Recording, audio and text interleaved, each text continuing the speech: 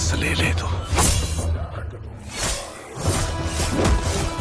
ధైర్యం తప్ప ఏమీ తెలియని కళ్ళల్లో మొదటిసారి భయం పొరలు కమ్ముకున్నాయి. ఎవరు చేశారు ఇదంతా?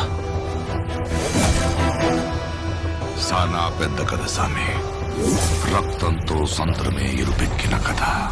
మా దేవర కథ.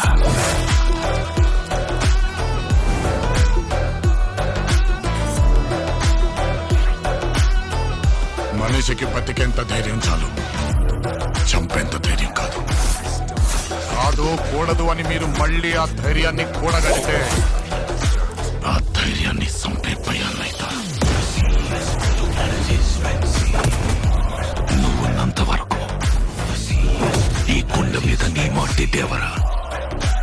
దేవరును చంపాలంటే సరైన సమయమే కాదు, సరైన ఆయుధము దొరకాల.